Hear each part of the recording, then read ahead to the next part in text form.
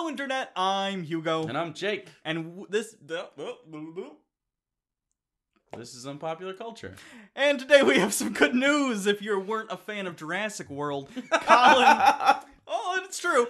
Colin Trevorrow, I believe I'm saying that correctly, is out of directing Star Wars Episode 9. And he was the director of Jurassic World? Yes. Is he the director of Jurassic World 2?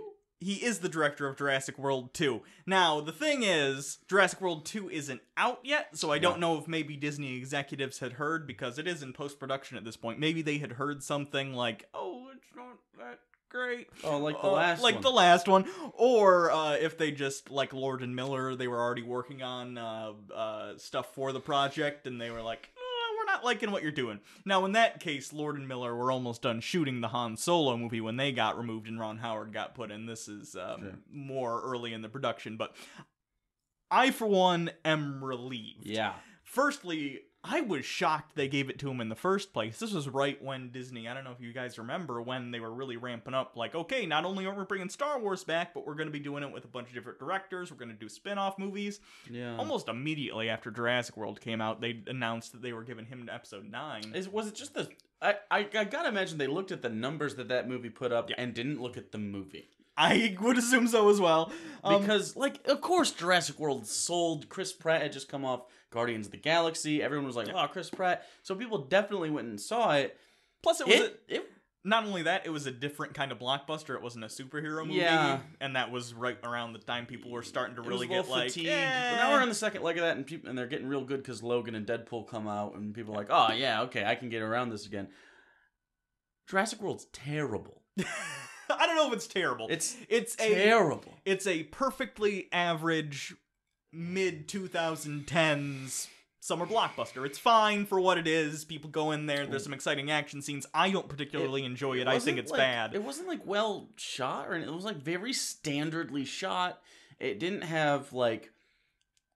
I was impressed by zero of it. Well, that's why I was confused when they gave it to him, because it's not like he had this big back catalog and this was just his first successful film. That was his first big film, and I know it did financially, it was successful, but it wasn't like that groundbreaking or anything. I mean, good for that guy. I'm sure he's doing very well for himself, but I want Star Wars to be like, oh, this is Star Wars, and that guy doesn't seem like he couldn't even make Jurassic World feel like a Jurassic Park movie. It feels like a dinosaur movie we slapped Jurassic Park on, right?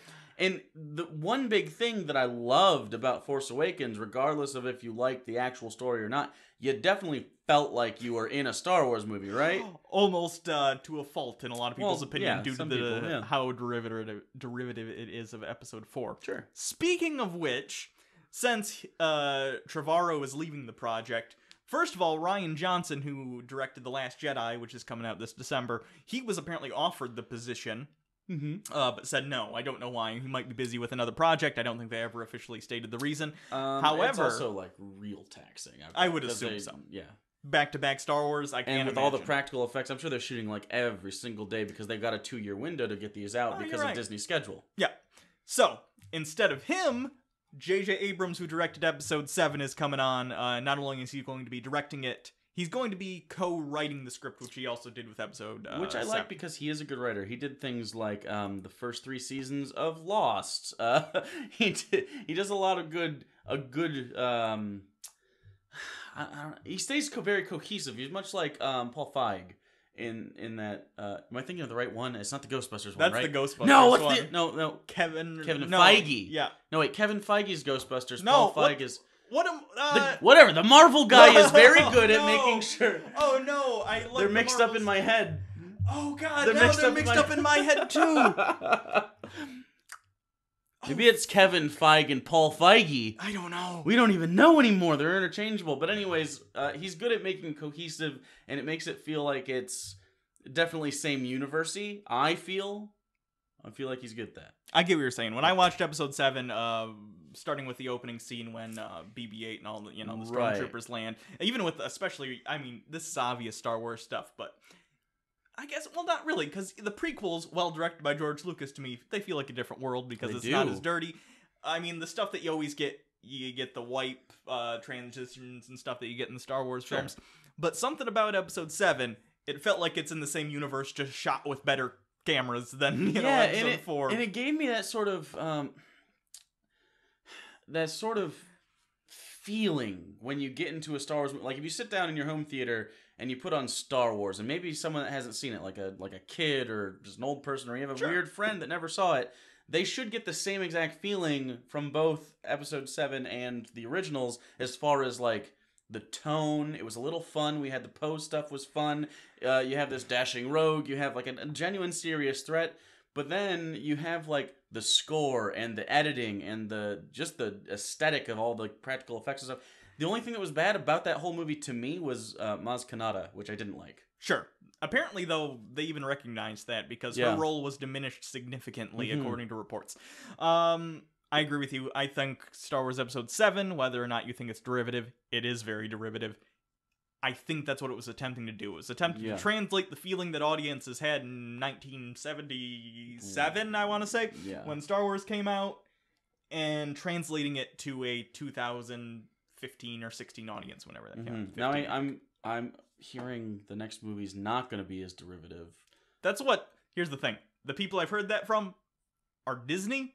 And of course, Disney are going to say that because they're addressing the one major, not the one criticism, but the most prevalent criticism I've seen of Episode 7. Of course, they're going to say that. We talked about this back in when we saw The Force Awakens, and we discussed it on the channel.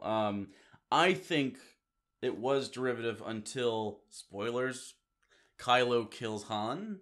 But that's way more. That's more than 2/3 into the movie. I know. I'm saying of third no, act. Absolutely, no. I'm not saying Force Awakens isn't derivative. I'm saying that's their point where this is what Kylo didn't do.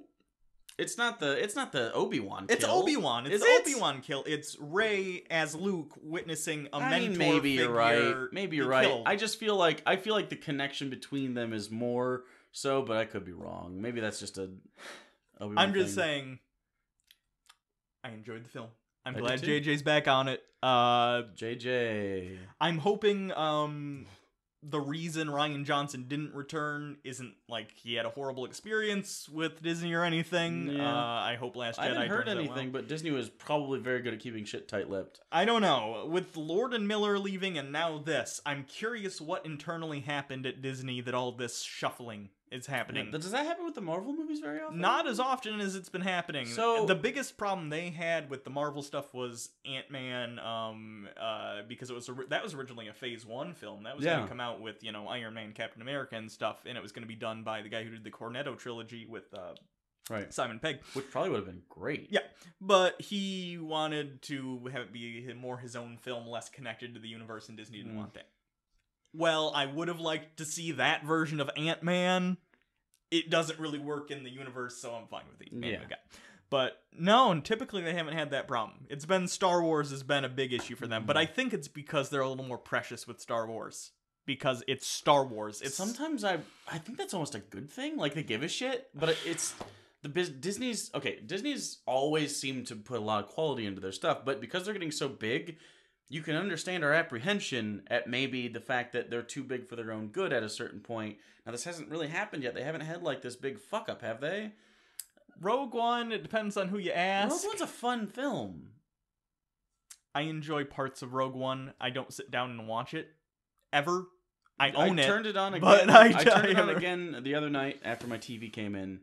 The characters are boring. I don't give a shit about a single character in that movie. K2SO's except I was just gonna say, except the robot's kind of funny. Yeah.